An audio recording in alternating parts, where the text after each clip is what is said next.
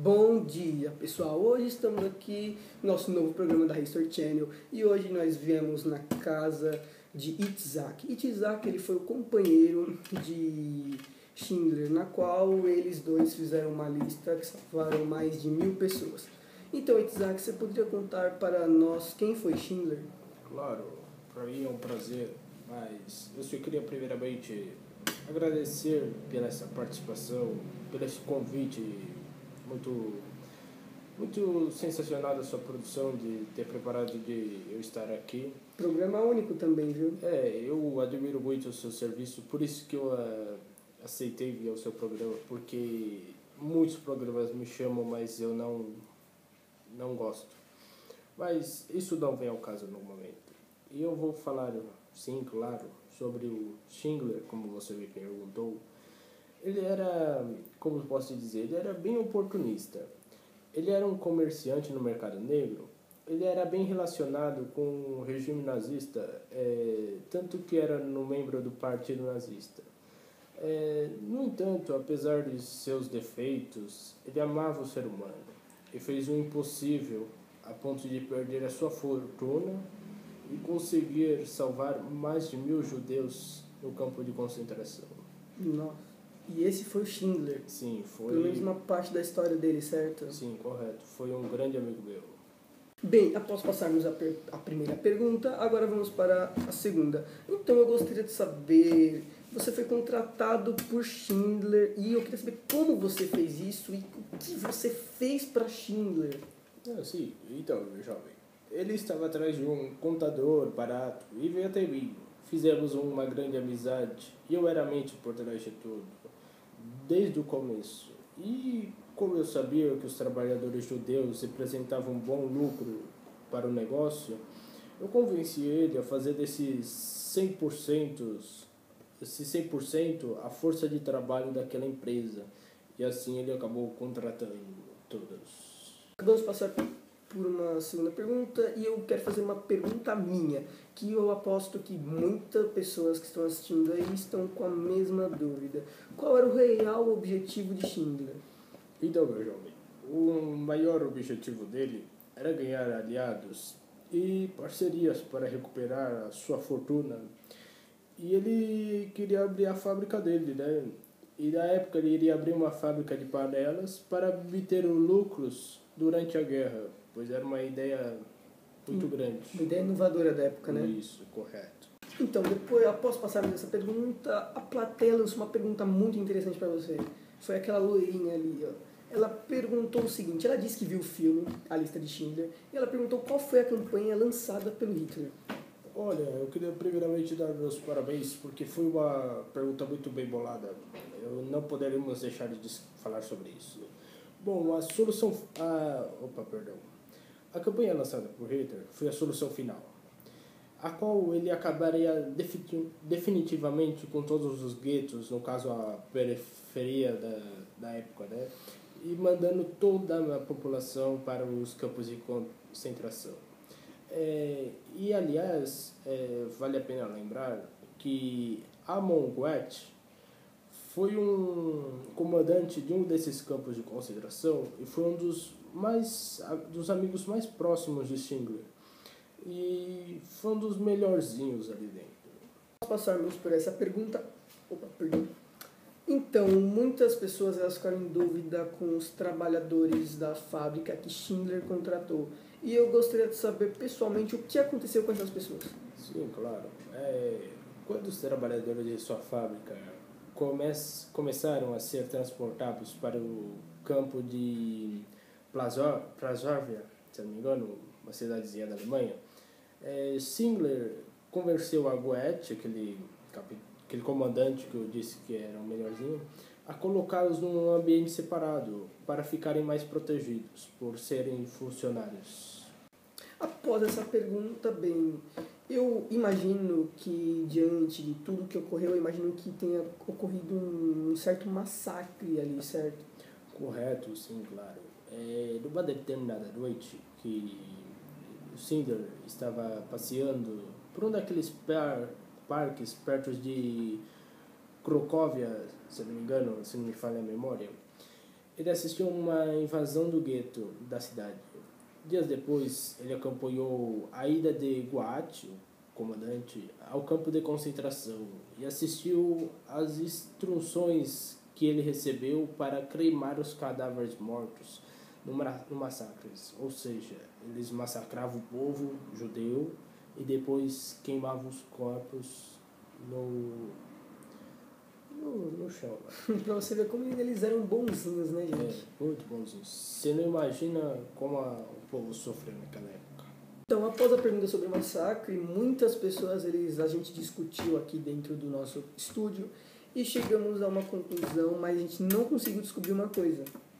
A gente gostaria de saber o que o Schindler fez a respeito do massacre. Sim, claro. Não poderemos deixar de esquecer dessa parte também. Eu e ele passamos a noite digitando o nome daquelas famílias que seriam transportados para a Tchecoslováquia em vez de irem para Auschwitz. E para um dos 1.100 nomes que faziam parte dessa lista, Schindler pagaria uma boa soma de dinheiro para Goethe, que tomaria medidas necessárias para que o desvio da rota fosse bem sucedido, entendeu? Ou seja, resumindo o que eu falei, ele pagou para o comandante, nosso amigo, para desviar a rota para a Tchecoslováquia. Ah, tá. Então quer dizer que ele desviou essas pessoas para um lugar mais seguro, correto? Correto. Isso mesmo. Você vê um caráter do meu amigo. Teve que ser pago para fazer isso. Que caráter, hein? Correto. Para a próxima pergunta. Então, para ficar mais claro sobre a lista de Schindler para o pessoal, o que aconteceu, o que ele fez, a gente gostaria de saber mais a respeito de Schindler. Sim, claro. Então, eu vou resumir bastante. Ele fundou a fábrica de utensílios de cozinha Emalha para enriquecer com a guerra. No caso, como eu contei no começo. Ele se enriquecia com a guerra através dessa fábrica. Isso, correto. Ele empregou nela muitas centenas de judeus. Eram sua força de trabalho, empregados especializados e mesmo quando não eram, não deixava de ser escravos. Ele pensava que durante algum tempo que seus judeus deveriam manter-se saudáveis para conseguir chegar ao fim da guerra vivos, até que ele percebeu que isso não era verdade. Percebeu que eles iriam morrer todos, então ele usou o que ganharia com eles para salvar alguns. Schindler, ele salvou mais de 1.000, escrevendo seus nomes numa lista. No caso, simples assim, só escrever o nome naquela lista e salvou mais de 1.000 pessoas. A lista de Schindler. Mas por que simples assim? Porque esses que estavam na lista foram que estavam naquela rota que foi desviada pelo capitão Goethe. Isso explica a sobrevivência deles. E foi um ato muito heróico. E devemos aplaudir de verdade. E apesar de tudo, pelo que eu fiquei sabendo através do meu contato aqui, Schindler morreu. Ele morreu tentando salvar as pessoas. Deu uma boa quantia do dinheiro dele para essas pessoas que foram desviadas. E estamos aí. Agora eu queria falar sobre algo que veio à minha cabeça. Quando eu estava assistindo o filme, eu vi uma coisa muito interessante. O filme todo é preto e branco. O filme sobre você e o seu amigo. Então, por que? O que representou aquela garotinha de vestido vermelho no meio de todo preto e branco? Nossa, ainda bem que você lembrou. Muitos telespectadores têm essa dúvida. E vamos tentar deixar um pouco claro.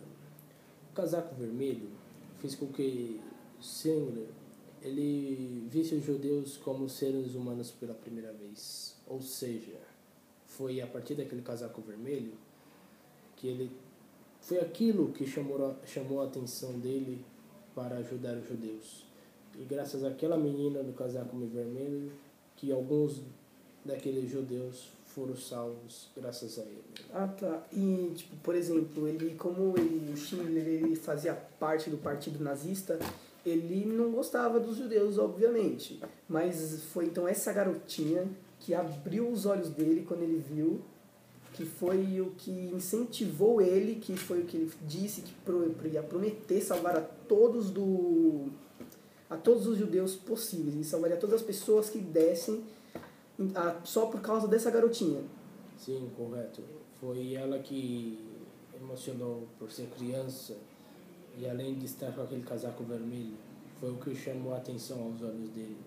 E foi através dela que ele se sentiu pena. Após passarmos por todas essas perguntas, para vocês que ainda não entenderam muito sobre a lista de Schindler, iremos passar agora uma cena que aconteceu, um fato real do que se passou naquela época.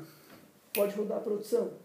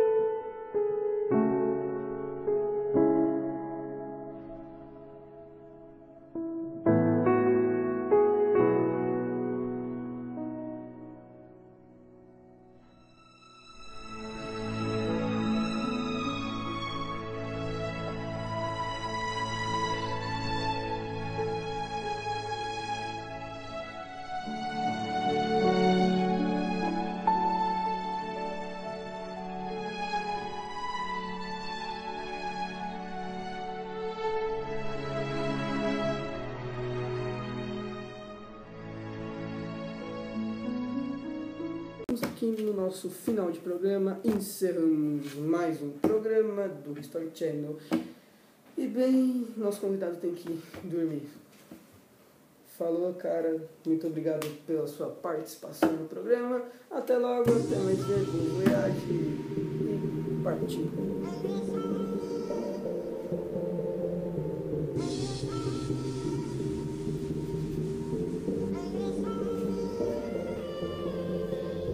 Gravando aí? I'm better, so much better now.